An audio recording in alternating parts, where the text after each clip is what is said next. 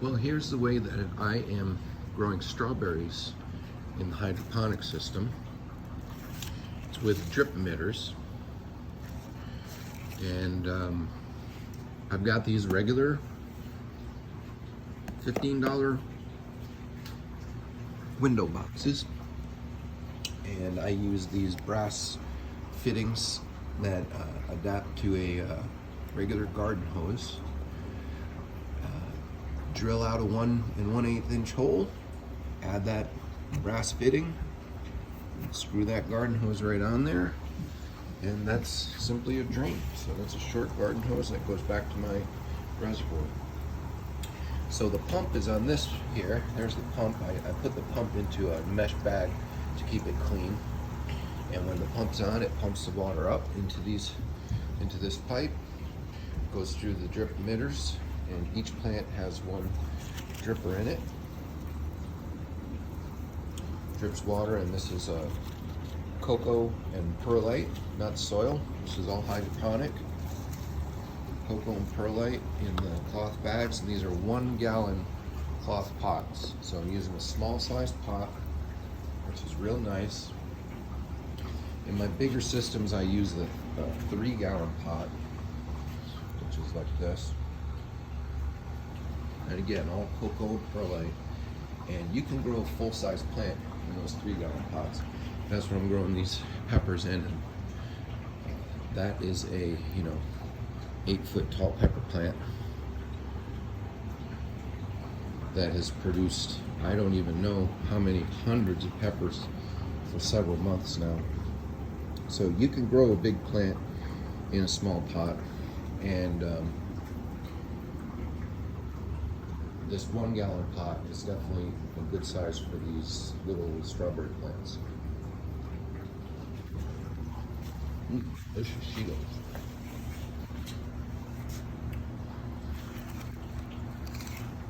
So I actually started these in the NFT system. They were actually over here with the greens for a long time, simply because I didn't have it set up yet. And I transplanted them. They did fine in the transplant. One of them, the roots got pretty damaged, and we'll wait and see how that plant does. I think that was this one. And so each of them gets these drippers. I'm using these kind of nice, expensive drippers with a little valve on them, and with a nice built-in plant stake. And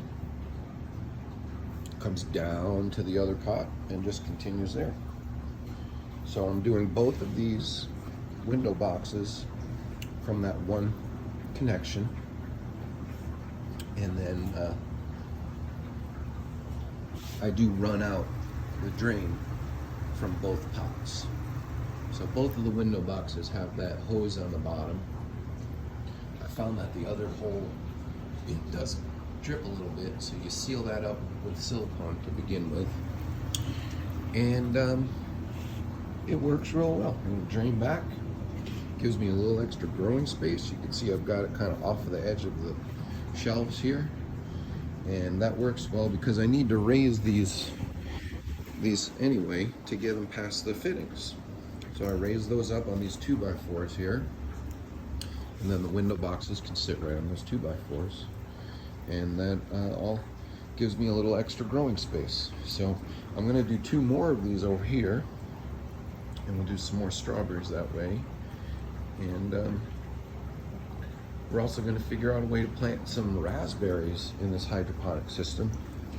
And since raspberries kind of vine, the way I'm thinking that I might do that is with a similar system with the window boxes, but put the window boxes on the floor here, next to the cucumbers.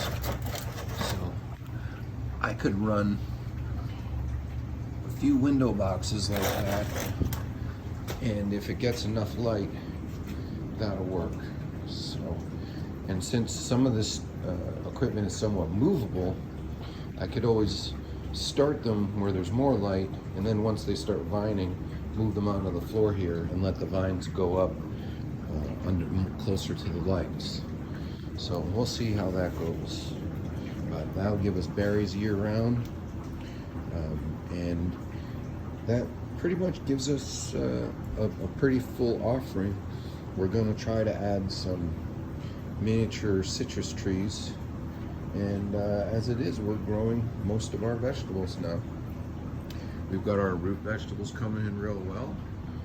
And with this is 10 strawberry plants, and we'll have 20 strawberry plants, as well as our outdoor gardens. We should be looking pretty good for most of the year. We're even growing peas inside, a wall of peas. And that's been so successful in this little 4-foot tray that I'm also gonna try to work a wall of peas in over here. So we've got a pretty big area over here that I could finish a little bit and do a wall of peas there, or over there where my ladder is. That also gets a lot of light and gives us a good 4 or 5 foot stretch to do peas that we could go up to the ceiling. So that's how we are doing it today. And that's one way to do strawberries. I recommend it. Strawberries have too big of a root system to do in an NFT, and they're a long-term crop, so they can live for years. And it's best to grow a longer-term crop in a soil, in a medium, like the cocoa and the perlite that I use. This is 70% cocoa and 30% perlite. It's a great product, and the plants will live here for years like that. So we'll see how they do. I'm training them now to come over the edge. So as they continue, we should get strawberries kind of hanging over the edge. And